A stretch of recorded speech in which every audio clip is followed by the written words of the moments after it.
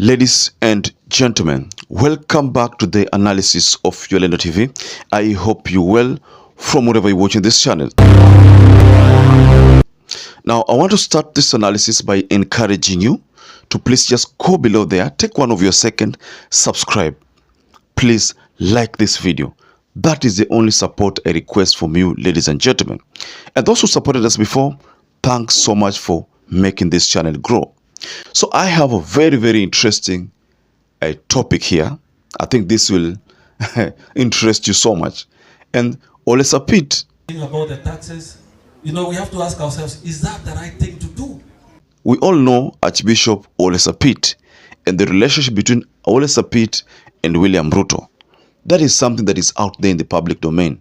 And we also know that Oisa Pit comes from the Rift Valley. But also, we all know that Oisa Pit supported William Ruto, especially during the Bomas chaos and how, he handled the whole scenario when Chebukati made a pronouncement which many Kenyans did not agree with.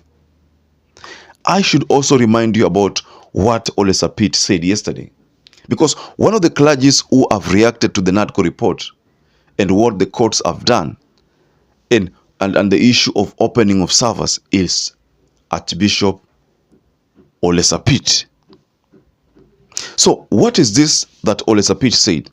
There is a statement that has been trending, especially from what was shared by the KTN. So first I want to share with you a statement where Oisa Pit made some bold a stand not allowing the issue of server opening to take place. So this is what he said. We Kenyans know what happened in 2022. There was a loser and there was a winner. The proposal to open servers might throw the country into unnecessary chaos. End of statement. That is what Oisa Pit said. So I want us to look at this statement extensively because Oisa Pit talks about we know what happened in 2022. Now viewers, of course we know what happened in 2022. What happened is that Chebukati made a pronouncement which the Azimio people did not agree with, which a section of the Iebc commission, in fact 60% of the IEBC commissioners disagree with, even talking to an extent of saying numbers didn't add up. And that was what Cherera, the IEBC vice chair, said. So that is what we know. He goes further to say there was a loser and a winner. Of course, according to what Chebukati said, there was a loser and a winner. The statement continues like this. The proposal to open servers might throw the country into unnecessary chaos. That is now where we disagree with Archbishop Oisa Pit.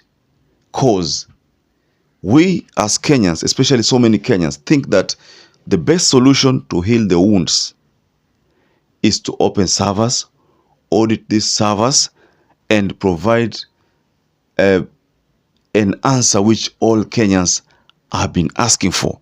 That is what the country needs. So the fact that Archbishop Oisa Pit has said that it will throw the country into unnecessary chaos is suspicious. That statement is suspicious. And I want us to go deeper into that statement. What is likely to happen if the audit of servers is done and the result is that William Ruto won squarely? How will this throw the country into unnecessary chaos?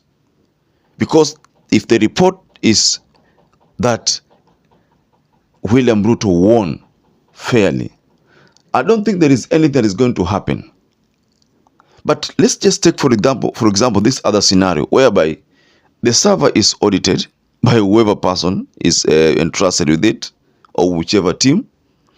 The result come out that Raila won, Ruto lost. What is going to happen? The country will be thrown into unnecessary chaos. That is what is going to happen. So this statement by Archbishop Oisa Pit is suspicious because what he's trying to tell Kenyans is that maybe William Ruto did not win. And maybe if this server is audited, it will give that position where William Ruto did not win, but Raila won. That is what I suspect Oisa Pit, that is what I suspect could be behind Oisa Pit's mind. Let me take you to NADCO proceedings. That is last year.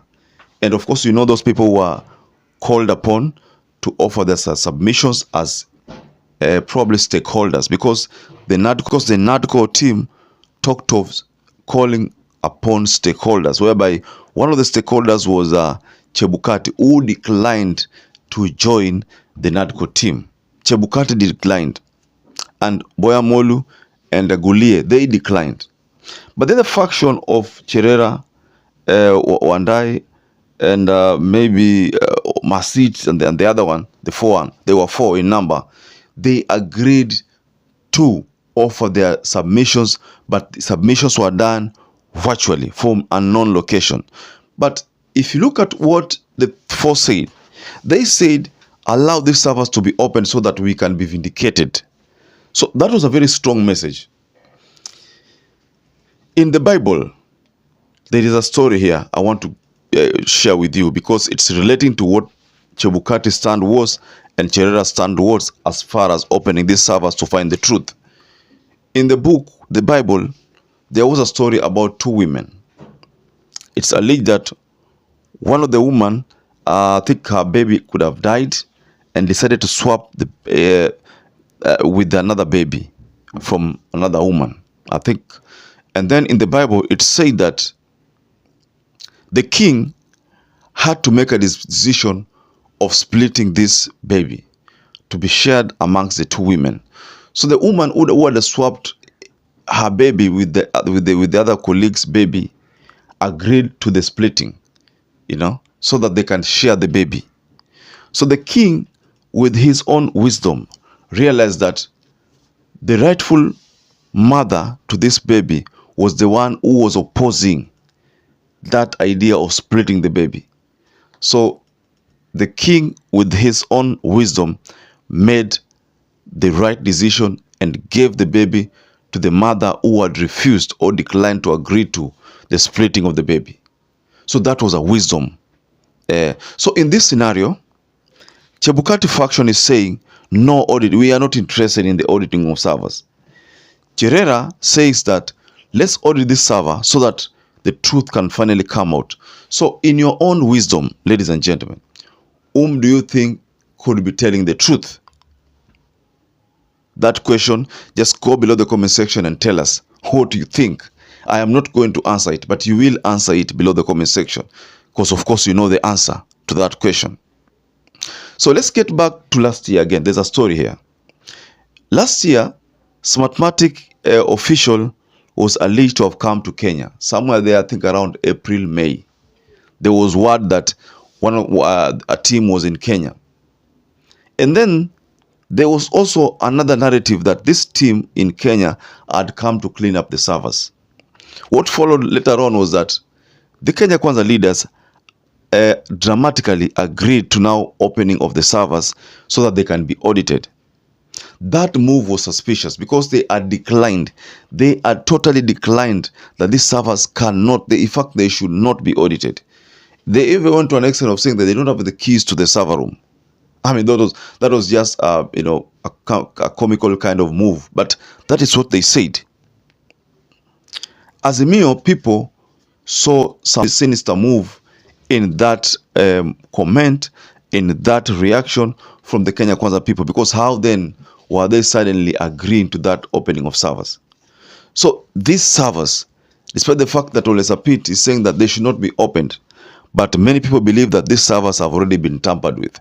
But he knows that techs can have their own way of finding whether they have been tampered with. So if techs like John Joroge is allowed to monitor the server log, so that you can ascertain that someone could have interfered with anything, with those tables and the queries in that server.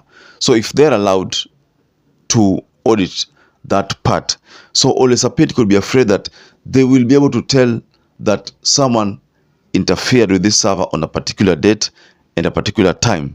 So that is why Oisa Pit realizes that the best thing ni servers isifunguliwe. In the NADCO report, there is an item on server opening. There is an item on reconstitution of Iebc. Things which thinks that if they are done, they can maybe better the election. So what the High Court in Kiambu, the decision it made to stop this NADCO report, someone was saying that it could be of Gachago's making, because Gachago is one of those people who did not want the NADCO team or the NADCO report to be unveiled. In fact, he didn't want that NADCO proceeding to continue. So someone could say that Gachago behind the scene sponsored the activists to file a petition against the implementation of this NADCO report. By that, Gachago was literally trying to stop auditing of servers, reconstitution of Iebc, even the implementation of the prime CS position. He was stopping it. That is, if at all, is the financier of that petition. But I don't know whether he is or he is not. But one could easily think that he could be one of those people who are being blamed by the faction of Azimio, that they have jointly decided to stop it indirectly. So it was just a way of stopping the maandamanos, ili NADCO report ije alafu waistop kule kwa court, then watakosha deal na mambo ya tension yote. So ladies and gentlemen, just go below the comment section and tell us what you think about Oisa Pit's message, because he says we Kenyans know what happened in 2022. There was a loser and a winner. The proposal to open servers might throw the country into unnecessary chaos. So this part of unnecessary chaos is the reason why we had this analysis. So perhaps if you're watching this video and you've not subscribed, please take 1 second and subscribe to this channel and like this video. Till we catch up again, stay safe and stay blessed.